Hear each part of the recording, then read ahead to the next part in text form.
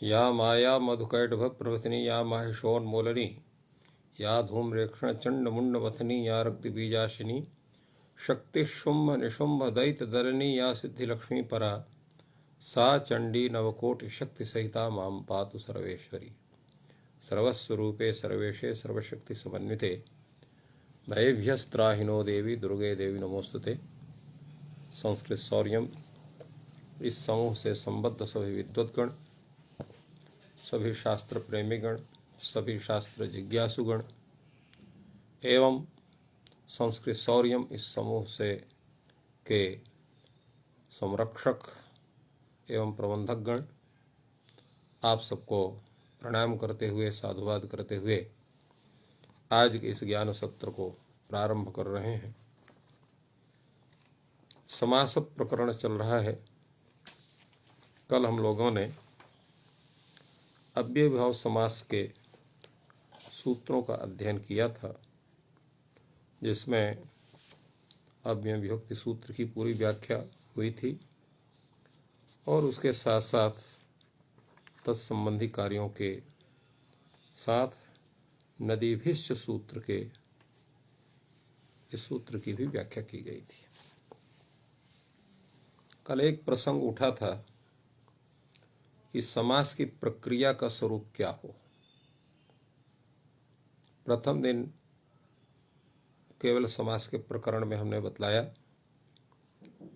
कि सर्वप्रथम संकल्प, जिस शब्द में आप समास कर रहे हो उसका संकल्प करेंगे, फिर उसमें लौकिक विग्रह करेंगे, फिर अलौकिक विग्रह करेंगे और उसके पश्चात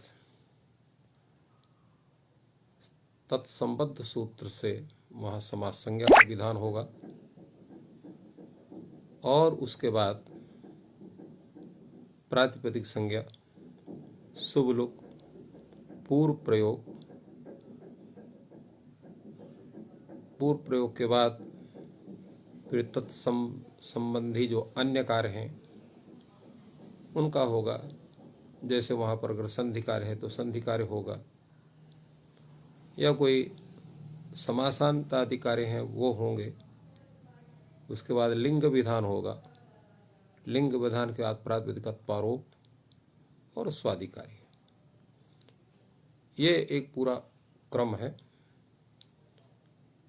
किंतु लघु सिद्धांत कौमुदीकार ने दो जगह दो अलग अलग बातें कही। जो केवल समास प्रकरण की व्याख्या करते हैं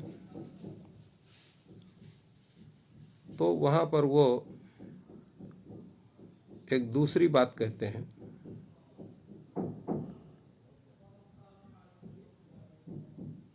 और यहाँ पर दूसरी बात कहते हैं। उनके आधार पर जो पूर्व कथन है, यद्यपि वह पाठ जैसे यहाँ पर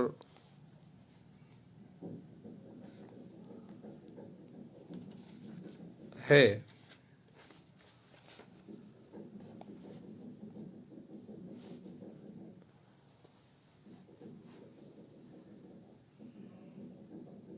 और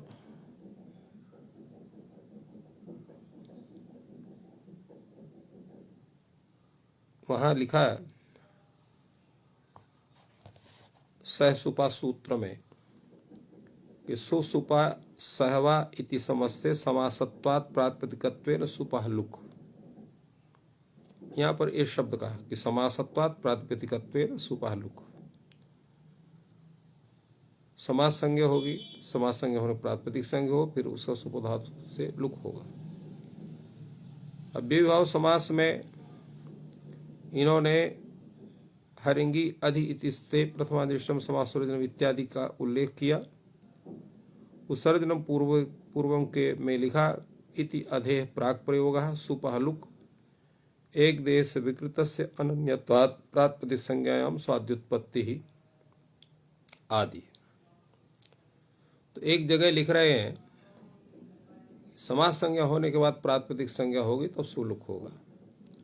दूसरी जगह लिख रहे हैं कि समास संज्ञा होने के बाद उपसर्जन संज्ञा पूर्व प्रयोग होगा, तब प्रातिपदिक संज्ञा होगी, प्रातिपदिकत्व शुभ लुक होगा। तो इन दोनों में कल हमने आप लोगों को यह बतलाया था कि उपसर्जन संज्ञा और पूर्व प्रयोग ये सामान्य प्रक्रिया है, ये विशेष प्रक्रिया है, और प्रातिपदिक संज्ञा होना एक सामान्य प्रक्रिया है। तो इसलिए ऐसा समझ करके लघु सिद्धांत कौमुदीकार ने सामान्य विशेष भाव में विशेष भाव को प्रथम करके और सामान्य प्रक्रिया को किया।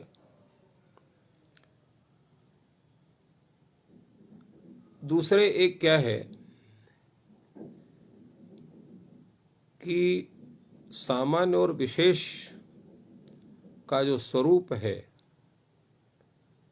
ये दोनों स्वरूप हम किस रूप में निर्धारित करते हैं, यह हमारे ऊपर स्थित है।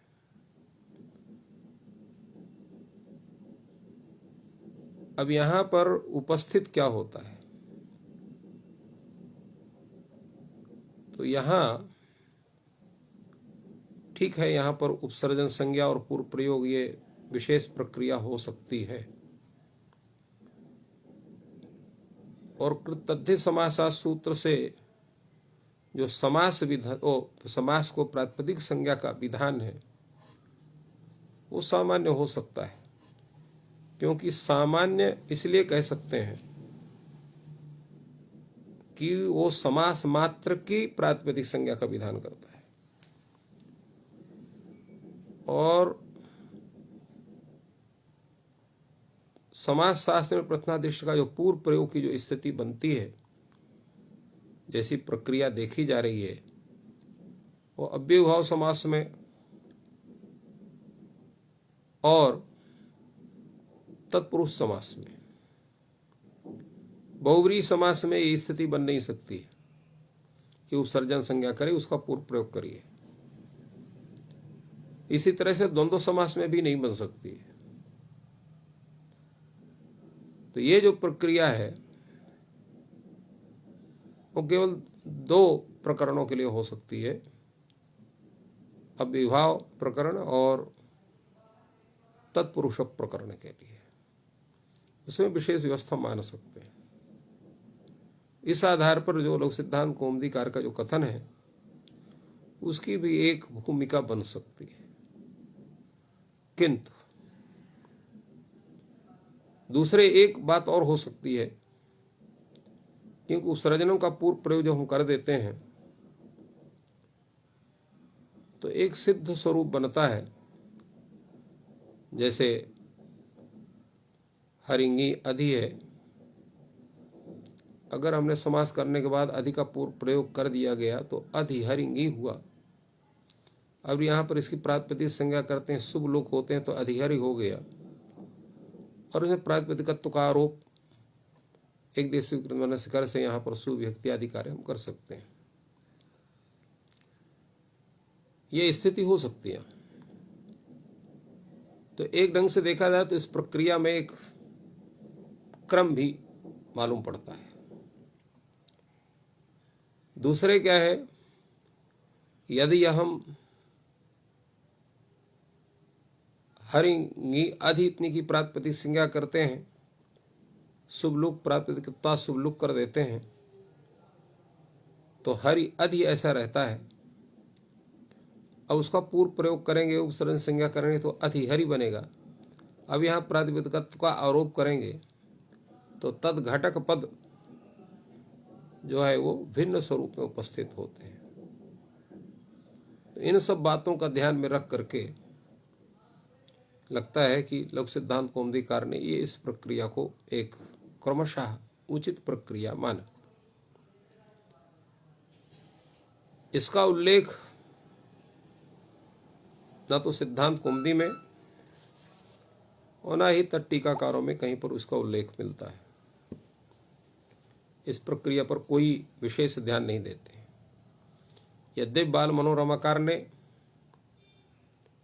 और लघु सिद्धांत कौमुदी के टीकाकारों ने अन्यत्र इस स्थल को छोड़ करके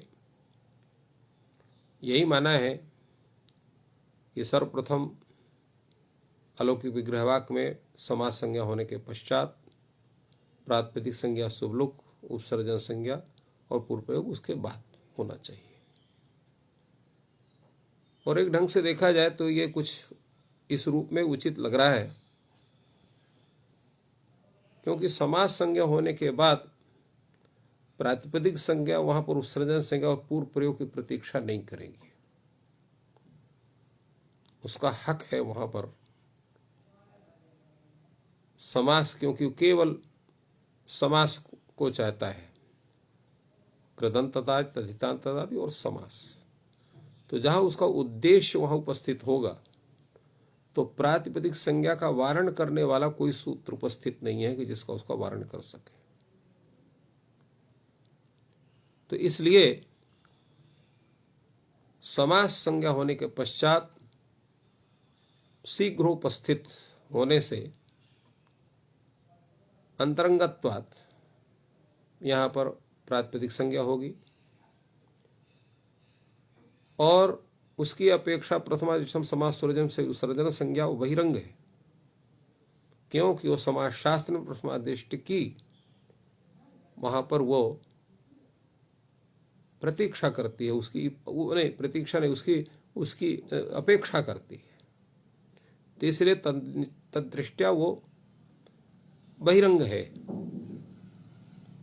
एतदर्थ अंतर्भूत निमित्तकत्व अंतरंगत्व, बहिर्भूत निमित्तकत्व बहिरंगत्व इस नियम के अनुसार अंतरंगत्वात् प्रातिपदिक संज्ञा की प्रथम प्रवृत्ति होगी, उसके अनंतर जो बहिरंग है उपसर्जन संज्ञा, तो उपसर्जन संज्ञा और पूर्व प्रयोग की प्रक्रिया होगी। इसके अनंतर जो है तो प्रातिपदिक जो अन्य कार्य है उनके बाद प्रातिपदिकत्वारोप होगा। तो जो ये प्रश्न उठा कि पूर्व प्रयोग होने पर उसमें प्रातिपदिकत्वारोप का स्वरूप क्या बनेगा,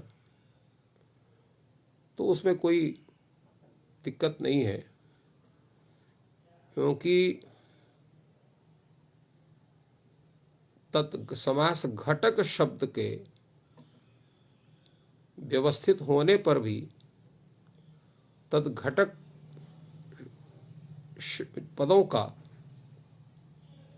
उसमें अभाव नहीं होता है और न ही उसमें परिवर्तन होता है, केवल पूर्वा परिभाव का ही परिवर्तन होता है। तो उसका कोई बहुत महत्व नहीं है। इसलिए अंतरंगत्वात् प्रातिपदिक संज्ञा, अनंतरम शुभलुक और उसके पश्चात प्रथमादिशम उत्सर्जनम से उत्सर्जन संज्ञा और पूर्व प्रयोग की प्रक्रिया होना चाहिए। तो फिर लघु सिद्धांत कौमुदीकार ने यहाँ जो लिखा इत्यधे प्राक प्रयोग सुपहलुक एक देश विकृत से अनन्यत्वात् प्रातिपदिक संज्ञाम स्वात्पत्ति, क्यों लिखा? तो इसके दो विचार हो सकते हैं। प्रथम तो प्रथमादिश समास सर्जनम उत्सर्जनम पूर्व प्रयोग्यम, इस चूंकि यह प्रथम उपस्थित हुआ है तो इनका एक ज्ञान कराने के दृष्टि उन्होंने एक प्रक्रिया को थोड़ा सा उसको क्रम को भंग किया। एक इसको भी कहा जा सकता है और दूसरे जैसे हमने पहले बतलाया कि इन्होंने इसको विशेष कार्य मानकर को प्रथम उपस्थापित किया।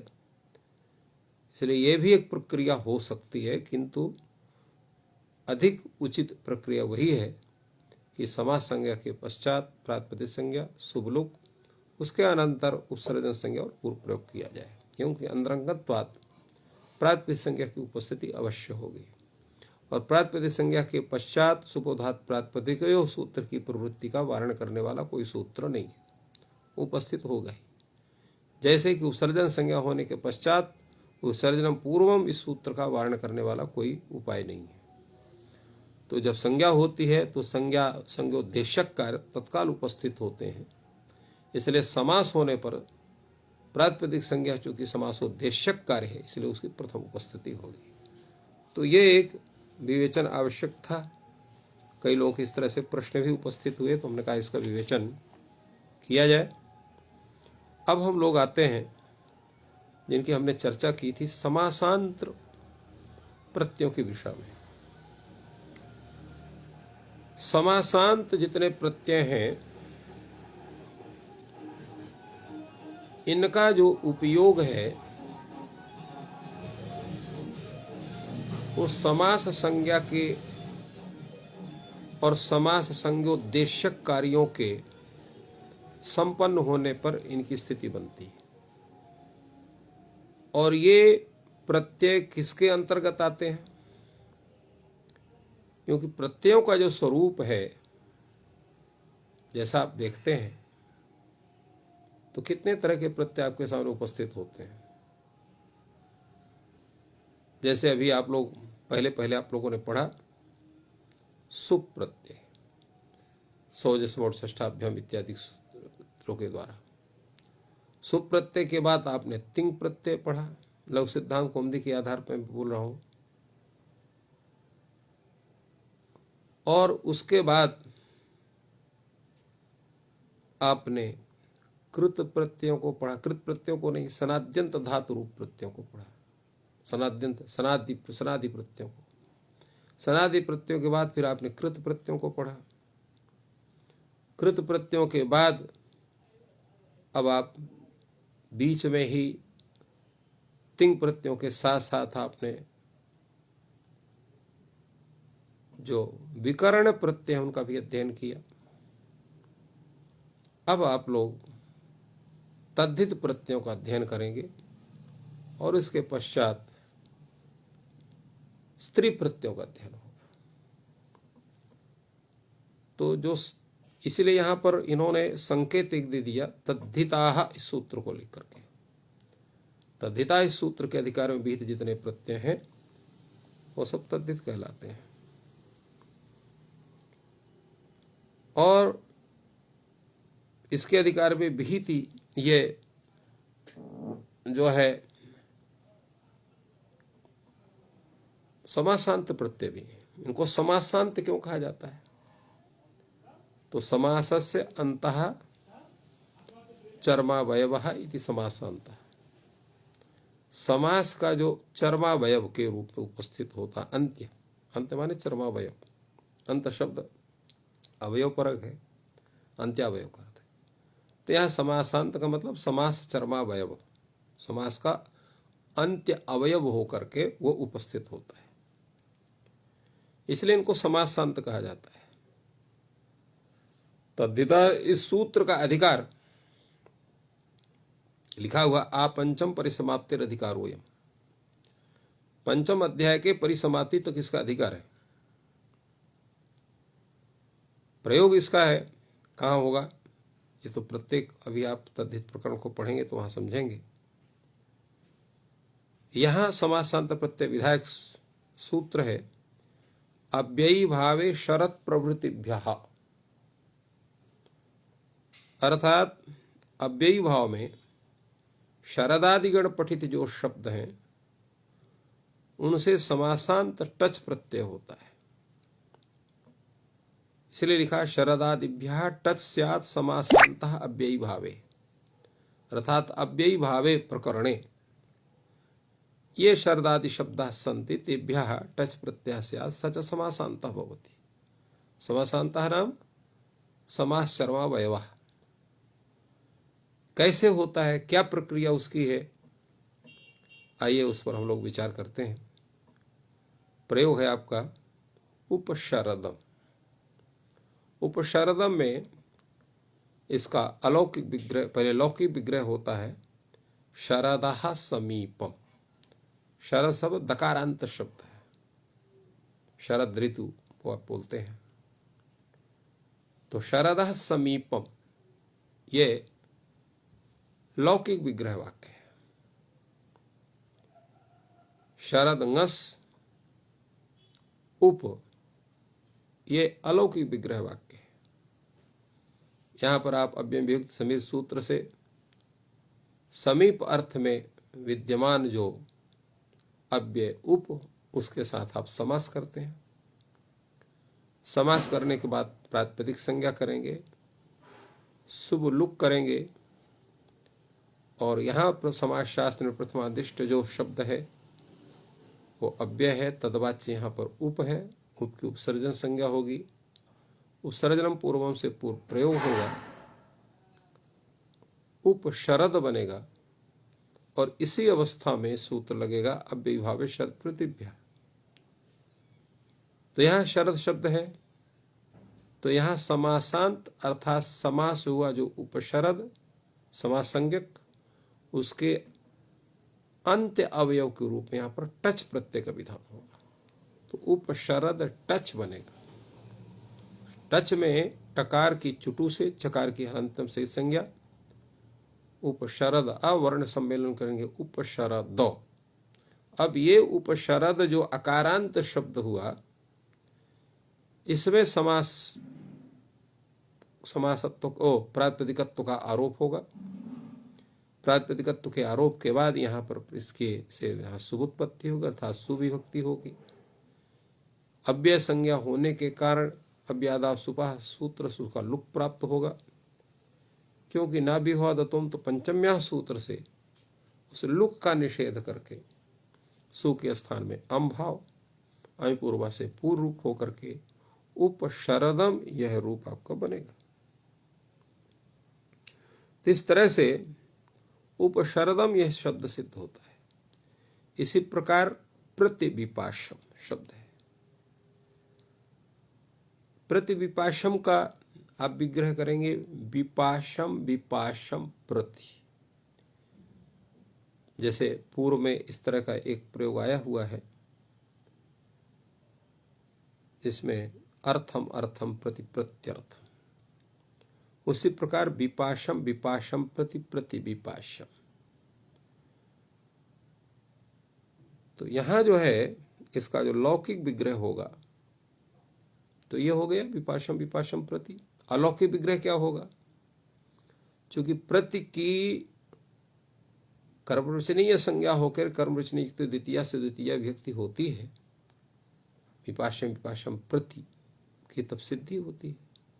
इसलिए जो अलौकिक विग्रह वाक्य होगा वो होगा इसका विपाश अम प्रति, यह अलौकिक विग्रह वाक्य होगा।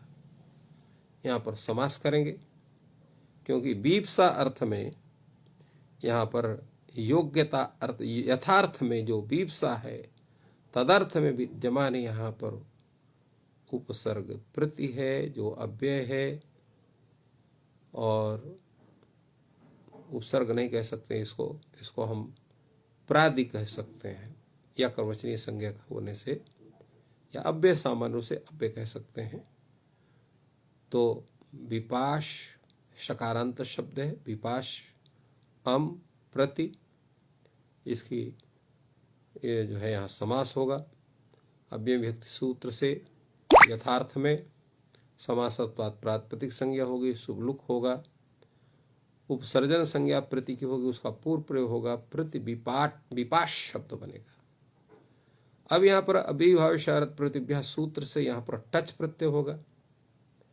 प्रति विपाश टच, टच में केवल टकार और चकार की संज्ञा केवल अ, प्रतिविपाश अ वर्ण सम्मेलन प्रतिविपाश, और इसके बाद प्रातिपदिकत्वारोप सुविभक्ति सु के लुक की प्राप्ति ना विहोद तो पंचम्या सूत्र से सु के स्थान में अम का विधान और पूर्वा से पूर्व रूप प्रतिविपाशम यह रूप बनेगा।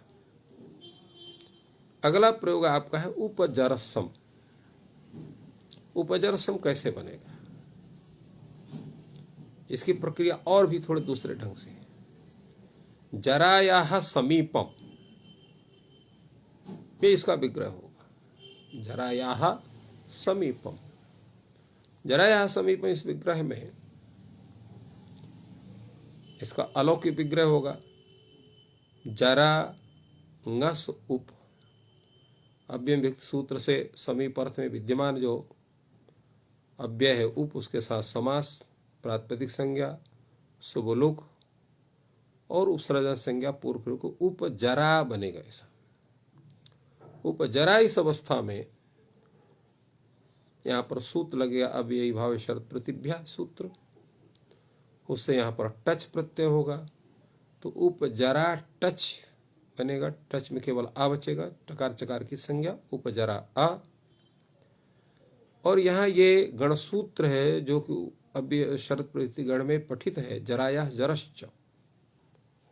तो जराया जरश्च सूत्र से यहाँ पर जरस आदेश हो जाता है, तो उपजरस आ बनता है। वर्ण सम्मेलन कर दे उपजरस, और इसके बाद प्रातिपदिकत्वारोप और जो है सौजस्व सूत्र से सुविभक्ति, और उसके अव्यादाव सुपा सूत्र से लुक की प्राप्ति, ना विहाद तो पंचम्या सूत्र से उसका निषेध, और सु के स्थान में अंभा अं पूर्वा से पूर्व रूप करके उपजरसम बनता है। अब कोई इसमें प्रश्न कर सकता है कि जब उप जरा आ यह टच प्रत्यय होने पर यह स्थिति बनती है, तो उप जरा आ ये स्थिति होती है, तो उस अवस्था में जराया जरसन्य तरस्याम सूत्र से जरस आदेश क्यों नहीं हो जाता है? यहां पर जरस आदेश हो जाना चाहिए, तो उसी से जरस आदेश होता है। यहां जराया जरश्चो ये गणसूत्र पढ़ने की क्या जरूरत है? कोई प्रश्न कर सकता है, और वो भी ना समझी में कर सकता है, समझ करके नहीं कर सकता है। क्यों ना समझी में कर सकता है? क्योंकि जराया जरसन तरस्याम सूत्र का अर्थ ही है जराया जरस आदेशो वास्यात अजादो विभक्तौ। अजादि विभक्ति परे रहते, अजादि प्रत्यय नहीं लिखा हुआ है। अगर अजादि प्रत्यय लिखा हुआ होता तो यहां पर जराया जरसन तरस्याम से जरस आदेश हो सकता था, किंतु ऐसी स्थिति नहीं है। यहां अजादि प्रत्यय तो है, किंतु अजादि विभक्ति परे नहीं है, इसलिए जराया जरसन तरस सूत्र प्रवृत्ति नहीं हो सकती थी। फलतः जरस आदेश करने के लिए आचार्य पाणिनि ने जराया जरश्च यह एक इस गण के अंतर गण सूत्र की रचना की, और जिससे जरस आदेश अनुरूप जरस बना। अब उपजरस इस अवस्था में इसको प्रातिपदिकत्व का आरोप होगा, सुविभक्ति होगी, स्वाधिकार होगा, अर्थात सु के स्थान में अम होगा, पूर्व से पूर्व रूप होगा, उपजरसम यह प्रयोग आपका सिद्ध होता है। तो इतनी प्रक्रिया का निर्वाह हमें यहां पर करना पड़ता है। अगला सूत्र आपका है अनश्च, अनंतात अव्ययीभावात् टच स्यात्। अनंत अव्ययी भाव से टच प्रत्यय होता है। अनंत का मतलब क्या हुआ? अन यह अंत में है जिसके, ऐसा जो अव्ययी भाव। अनंतर है नस्तद्धिते सूत्र, नान्तस्य भस्य टेर लोपः तद्धिते। नान्त भसंज्ञक जो अंग उसके टी का लोप होता है, तद्धित प्रत्यय के परे रहते हैं। प्रयोग यहां पर दो उपस्थित है, उपराजम और अध्यात्म। एक है राज्ञः समीपम, प्रथम का लौकिक विग्रह है, और द्वितीय का लौकिक विग्रह है आत्मनि। जैसे आपने हरऊ यह विग्रह किया था, गोपी यह विग्रह किया था अधिगोपम के लिए, उसी तरह से यहां पर अध्यात्म का लौकिक विग्रह केवल होगा आत्मनि। अलौकिक विग्रह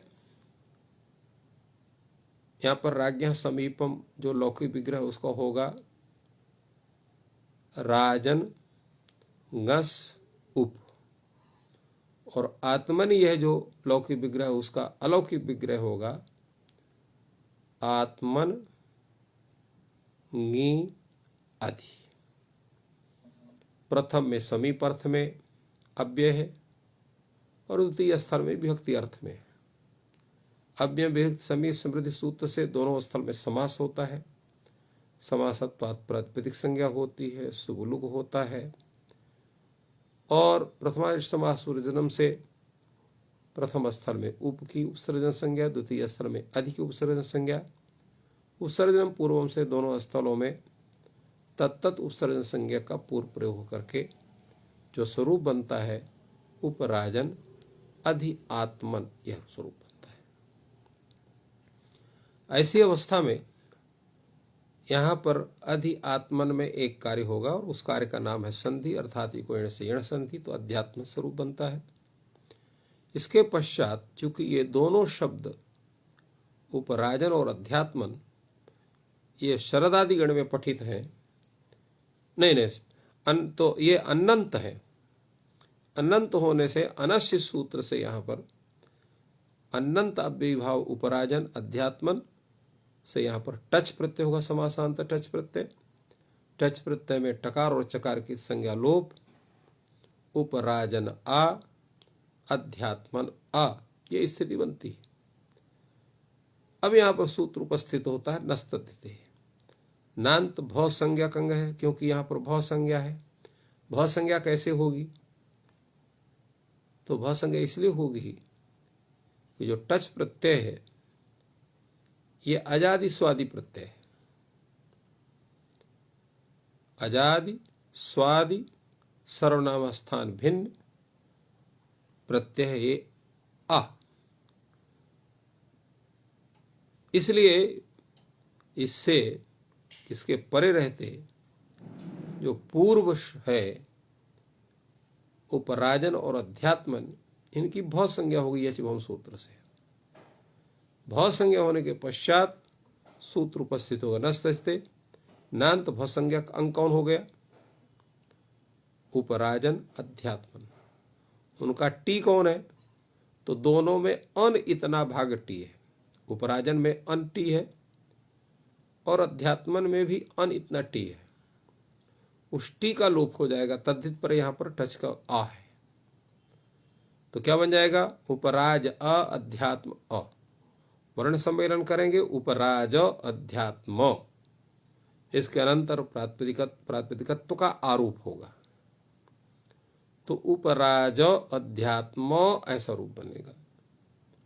और यहां पर प्रातिपदिकत्व आरोप होने से एकत्व विवक्षण एक वचन सु, तो उपराज सु अध्यात्म सु, और उस सु का अव्यादा सुपा से लुक प्राप्त होगा अव्यय संज्ञा होने से। नाभिहतंतु पंचम्या सूत्र से उस लुक का निषेध, सु के स्थान में अंभाव, पूर्वा से पूर्व रूप, उपराजम अध्यात्मम, ये दोनों रूप बनते हैं।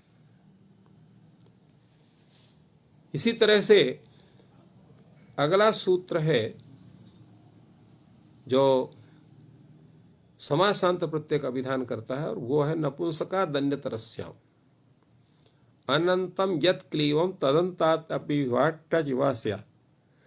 ये कहता है कि अन है अंत में जिसके ऐसा जो नपुंसक लिंग शब्द, और वह नपुंसक लिंग शब्द है जिसके अंत में ऐसा जो अव्ययीभाव समस्त शब्द,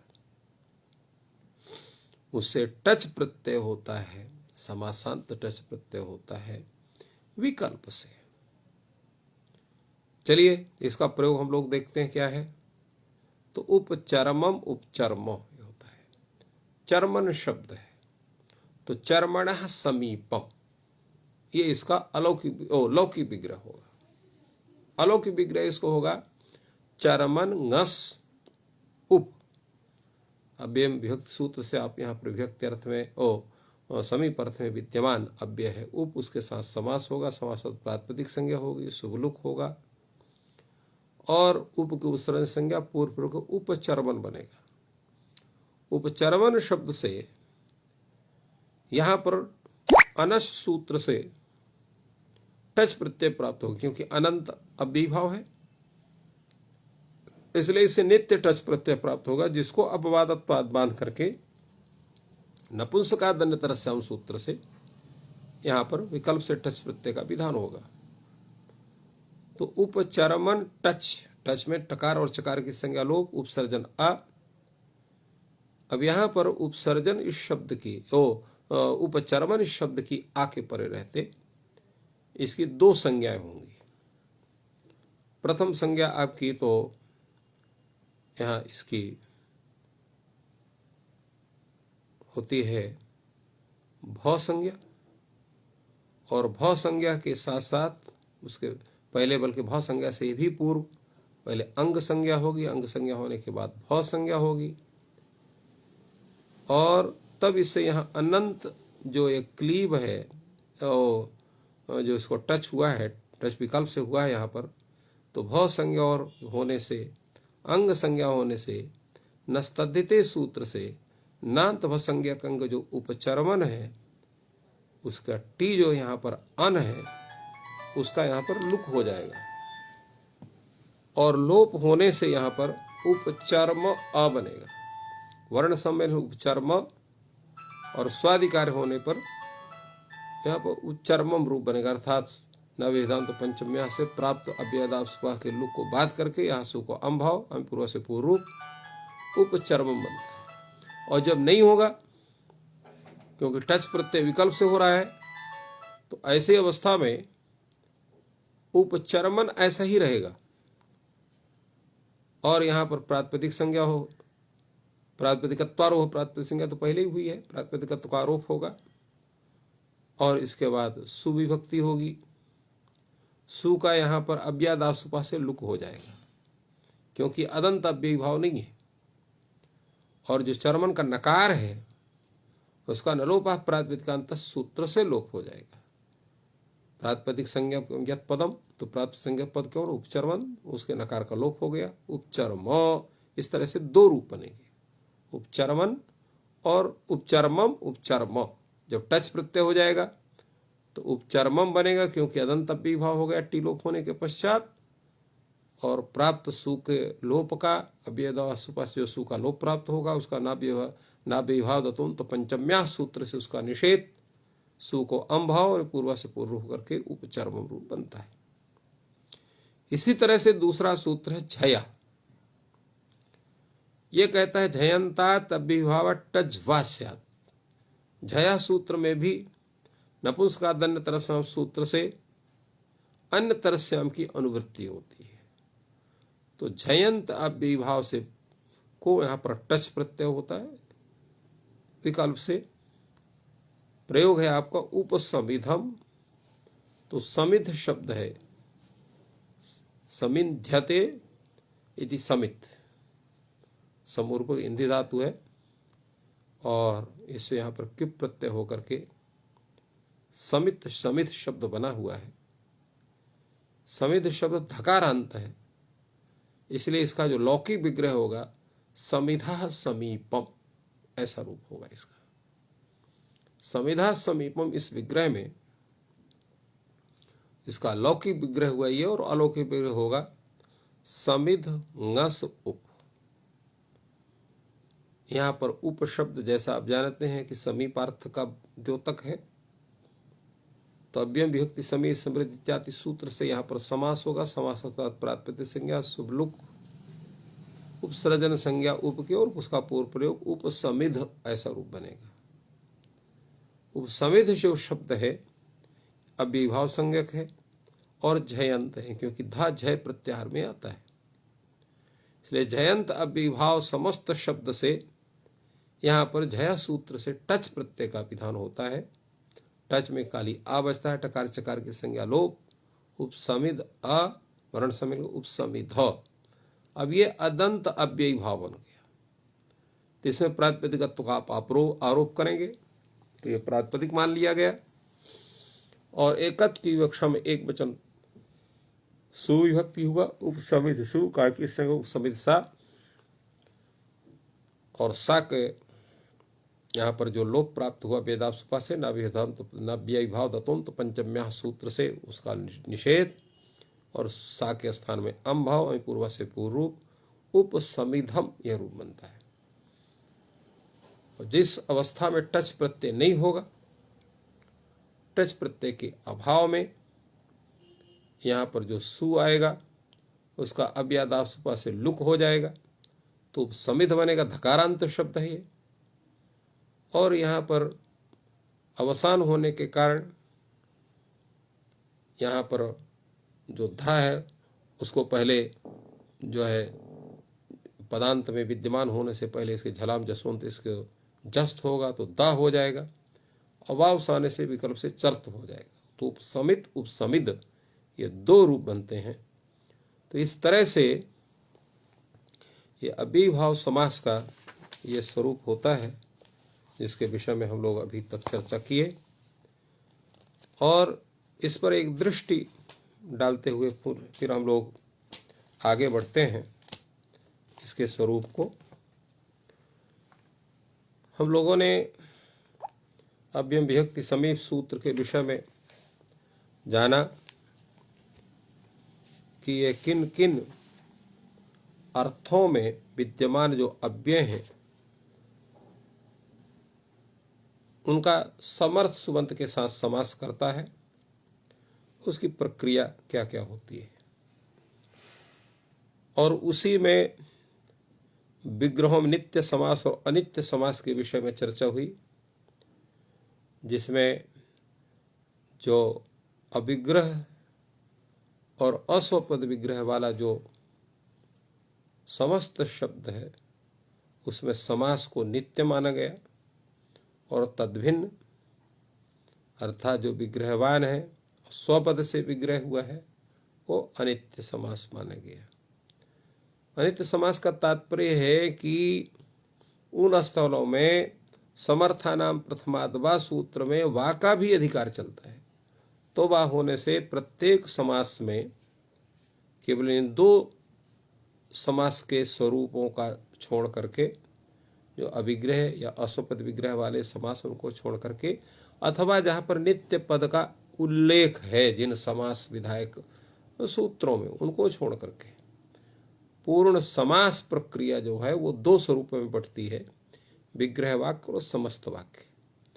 जैसे यहाँ पर कृष्णम श्रितः ऐसा भी होगा, कृष्ण श्रितः ऐसा भी होगा, शंकुलया खंडः ऐसा भी होगा, शंकुला खंडा ऐसा भी होगा, यूपाय दारु भी होगा, यूपदारु भी होगा, और ब्रक भीता भी होगा, ब्रकात भीता भी होगा, राज्ञ पुरुषा भी होगा, राजपुरुषा भी होगा, अक्षय सौंडा भी होगा, अक्षयसु सौंडा भी होगा। ये प्रत्येक का अपना दोनों स्वरूप होंगे। नीलम उत्पलम भी होगा, नीलोत्पलम भी होगा, पुरुष सिंह भी होगा, पुरुषा सिंहा इव ऐसा भी होगा। तो ये प्रत्येक स्थलों में दोनों स्वरूप प्राप्त होते हैं। विग्रह का स्वरूप भी प्राप्त होता है, वो भी वाक्य के रूप में प्रयुक्त होता है, और समस्त शब्द का भी प्रयोग होता है। तो ये इनके वैकल्पिक स्वरूप का मतलब है। तो ये आप लोगों को बतलाया गया। इसके बाद समास में सर्वप्रथम क्या होना चाहिए, क्यों होना चाहिए, समस्त समास संज्ञा होने के पश्चात पूर्व प्रातिपदिक संज्ञा होना चाहिए कि वहाँ पर उपसर्ग संज्ञा पूर्व प्रयोग होने चाहिए। दोनों के जो प्रत्येक की जो अपने अपने विचार हो सकते हैं, जो संभावना हो सकती है, उन संभावना की परिकल्पना करके दोनों पक्षों के आपके सामने उपस्थापन किया गया, और दोनों के होने में या उनके स्वरूप के उपस्थापन में क्या उसके तर्क हो सकते हैं उनको उपस्थापित करते हुए, और मुख्य रूप से समास संज्ञा के पश्चात प्रातिपदिक सुलुक इस पक्ष को अंतरंगत्वात् उचित मान करके उसका उल्लेख किया गया। इसके पश्चात जो है तो अधिहर इत्यादि शब्दों की कैसे सिद्धि होती है उसका उल्लेख हुआ, और उसमें दो स्वरूप हमारे सामने उपस्थित होते हैं। प्रथम स्वरूप वो जो समस्त शब्द अकारांत होते हैं, और एक पक्ष वो जिसमें समस्त शब्द अकारांत नहीं है, अर्थात जो इकारांत या उकारांत है। साथ साथ में ये भी आप सबको बताया गया कि दीर्घ आकारांत शब्द, दीर्घ ईकारांत शब्द, दीर्घ उकारांत शब्द, अथवा एकारांत, ओकारांत, ऐकारांत, उकारांत शब्द ये समस्त अव्ययीभाव के नहीं होते। कारण यह है कि अव्ययीभाव समस्त शब्दों नपुंसक लिंग का होता है।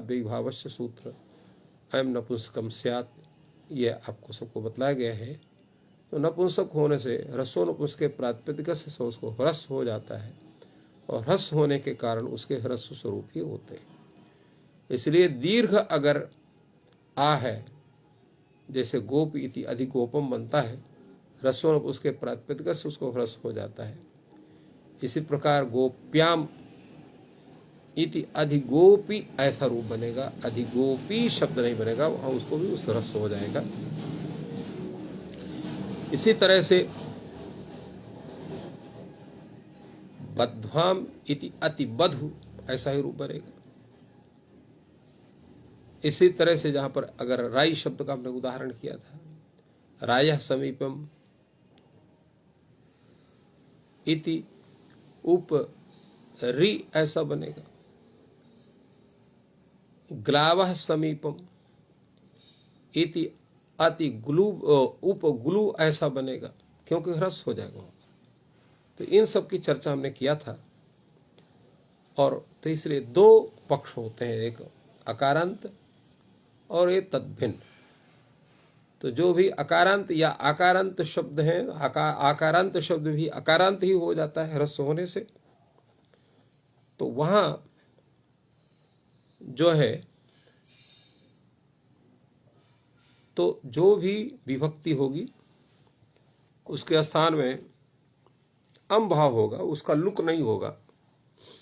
ऐसा नाभिभाद तुम तो पंचम्या सूत्र कहता है कि अदंतात विभाद सुपह न लुक्त से पंचमी न अमादेश स्यात्, अम आदेश हो जाएगा। किंतु पंचमी में नहीं होगा, परंतु विभक्ति का लुगाभाव वहां पर भी होगा।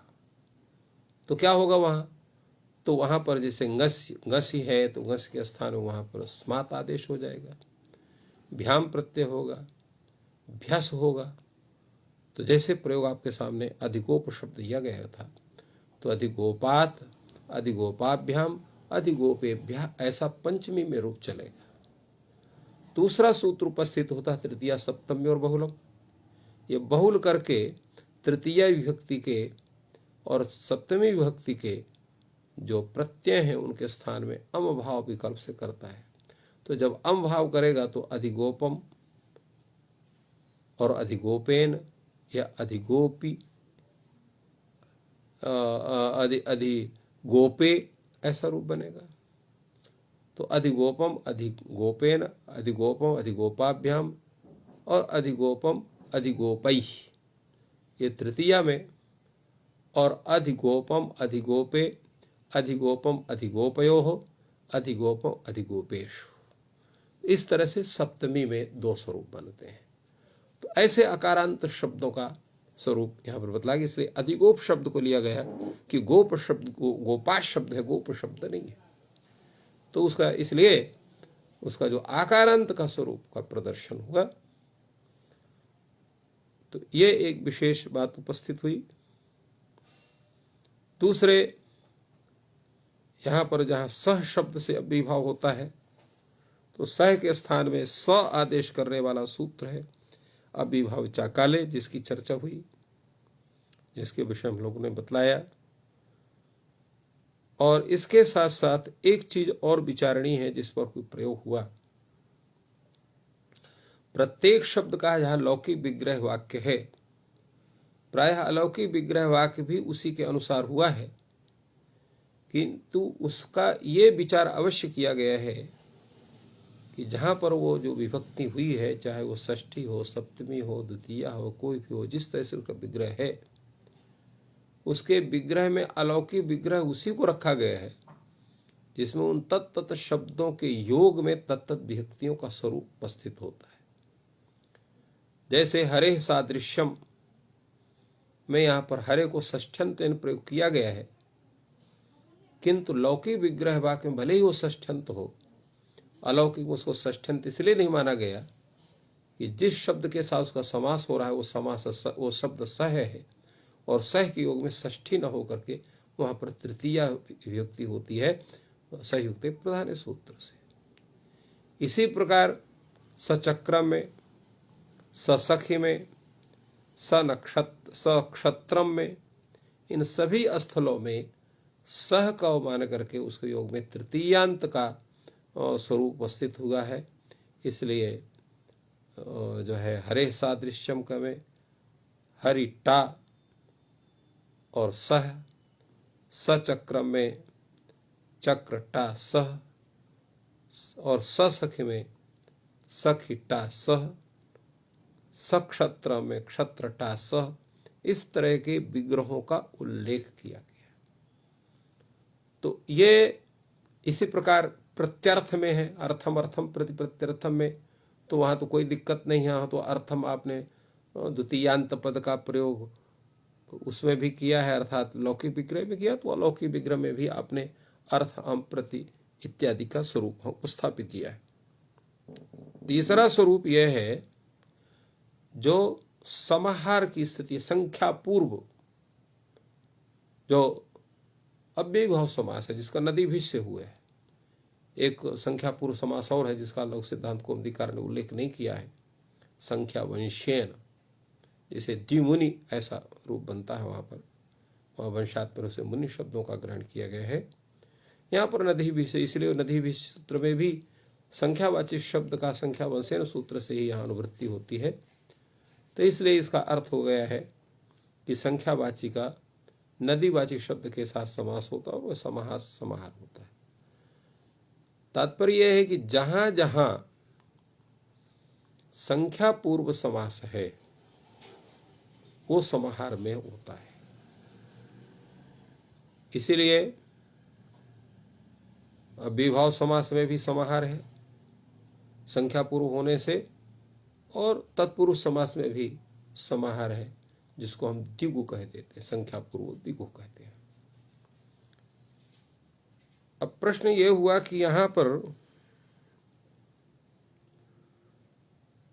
इसकी इस सूत्र को अव्ययीभाव प्रकरण में क्यों रखा गया, इसका क्या आवश्यकता पड़ी यहां पर, इसको हम कर्मधारय द्विगु समास में क्यों नहीं रख दिया गया। एक ये प्रश्न उठ सकता है। इस प्रश्न का समाधान यह है कि जब हम यहां इसमें अव्ययीभाव समास करते हैं तो इसकी अव्यय संज्ञा होती है। दूसरे यहां अव्यय संज्ञा होने से ये पंचगंगम ऐसा ही रूप चलेगा, पंचगंगम पंचगंगे पंचगंगानि रूप नहीं चलेगा। किंतु अगर आप यहां पर द्विगु समास करेंगे तो पंचगंगम पंचगंगे पंचगंगानि ऐसा रूप चलेगा, अर्थात सभी विभक्तियों में रूप इसके होंगे। यहां इसका केवल पंचगंगम ऐसा ही रूप चलेगा, या तृतीया पंचमी और सप्तमी में इसके पूर्ण रूप चलेंगे, चूंकि अकारांत है। तो ये विशेष स्वरूप इसका है। और दूसरा जो नदीभिः सूत्र है, चूंकि अव्ययीभाव इसके अधिकार में पठित है, इसलिए इसकी अव्ययीभाव संज्ञा इसकी होनी है। यद्यपि इसमें नदीभिः सूत्र से विहित जो पंचगंगम है, इसमें कहीं भी अव्यय नहीं है, न पंचन शब्द अव्यय है, न तो गंगा शब्द अव्यय है, अर्थात न संख्यावाची शब्द कोई अव्यय है, और ना ही इसमें कोई जो है तो नदीवाची शब्द कोई अव्यय है।